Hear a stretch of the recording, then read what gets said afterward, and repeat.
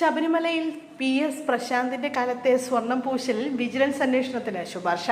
ഹൈക്കോടതിയിൽ നൽകിയ റിപ്പോർട്ടിലാണ് വിജിലൻസ് അന്വേഷണം ശുപാർശ ചെയ്തിരിക്കുന്നത്. അതേസമയം സ്വർണം നഷ്ടം വന്നിട്ടില്ലെന്നും SIT റിപ്പോർട്ടിൽ പറയുന്നു. നടപടിക്രമങ്ങളിലാണ് വീഴ്ച സംഭവിച്ചതെന്നും അതിനാലാണ് വിജിലൻസ് അന്വേഷിക്കേണ്ടതെന്നുമാണ് പ്രത്യേക അന്വേഷണ സംഘം ആവശ്യപ്പെടുന്നത്. ജംഷഡ്പൂരിലെ ലാബിൽ നടക്കുന്ന പരിശോധനയിലെ ഫലം വന്ന ശേഷം ഇക്കാര്യത്തിൽ ഹൈക്കോടതി തീരുമാനമെടുക്കും. സ്വർണ്ണനഷ്ടം വന്നില്ലെന്ന് ഉറപ്പാക്കിയ ശേഷമായിരിക്കും വിജിലൻസ് അന്വേഷണത്തിന് ശുപാർശ നൽകുക.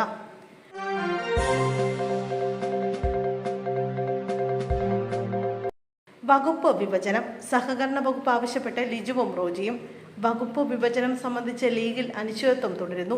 പൊതുമരാമത്ത് വകുപ്പ് വേണമെന്ന നിലപാടിലാണ് PK ബഷീറും V Abdul ഗഫൂറും. VD Satheesan സർക്കാർ അധികാരമേറ്റെടുത്ത് 24 മണിക്കൂർ പിന്നിടുമ്പോഴും വകുപ്പ് വിഭജനം പൂർത്തിയായിട്ടില്ല എന്നതാണ് ശ്രദ്ധേയം. മുഖ്യമന്ത്രി, ആഭ്യന്തരം, റവന്യൂ, ആരോഗ്യം ഉൾപ്പെടെ പ്രധാന വകുപ്പുകളിൽ മാത്രമാണ് തീരുമാനമായിട്ടുള്ളത്. ഉന്നത വിദ്യാഭ്യാസം, സഹകരണം ഉൾപ്പെടെ വകുപ്പുകൾ കൈമാറുന്നത് സംബന്ധിച്ചാണ് തർക്കം നിലനിൽക്കുന്നത്. ഉന്നത വിദ്യാഭ്യാസ വകുപ്പ് വേണമെന്നാണ് കോൺഗ്രസ് നിലപാട്. പകരം മത്സ്യബന്ധന വകുപ്പ് വിട്ടുതരണമെന്ന് ലീഗും ആവശ്യപ്പെടുന്നു.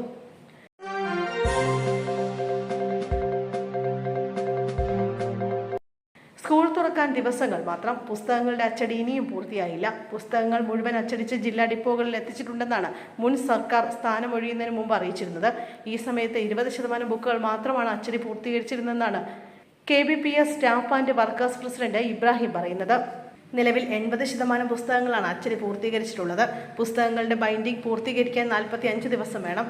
സ്കൂൾ തുറക്കുന്ന ദിവസം എല്ലാ ക്ലാസുകളിലും പുസ്തകങ്ങൾ എത്തിക്കാൻ കഴിയില്ലെന്ന് ഇബ്രാഹിം പറഞ്ഞു.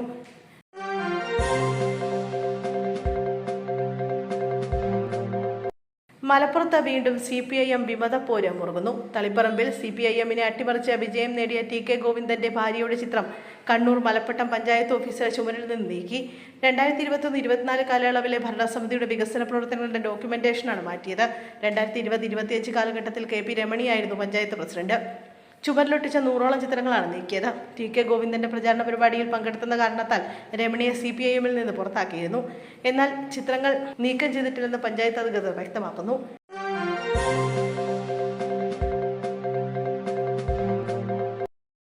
ഇടിവിന് ശേഷം വീണ്ടും ഉയർന്ന സ്വർണ്ണവില. പവന് 600 രൂപ വർദ്ധിച്ച് 1,15,160 രൂപയായി. ഗ്രാമിന് 75 രൂപ വർദ്ധിച്ച് 14,395 രൂപയായി. ഇന്നലെ 1,14,560 രൂപയായിരുന്നു പവന് വില. ഇറാനെതിരായ ആക്രമണം തുടരാനുള്ള തീരുമാനത്തിൽ നിന്ന് US പ്രസിഡന്റ് ഡൊണാൾഡ് ട്രംപ് പിന്മാറിയതാണ് സ്വർണ്ണവിലയെ സ്വാധീനിച്ചത്. ട്രംപിന്റെ പിന്മാറ്റത്തിന് പിന്നാലെ അസംസ്കൃത എണ്ണവില ഇടിയുകയും എണ്ണവില ഉയരുകയുമായിരുന്നു. അസംസ്കൃത എണ്ണയുടെ വിലയിൽ 2% ഇടിവ് നേരിട്ടു.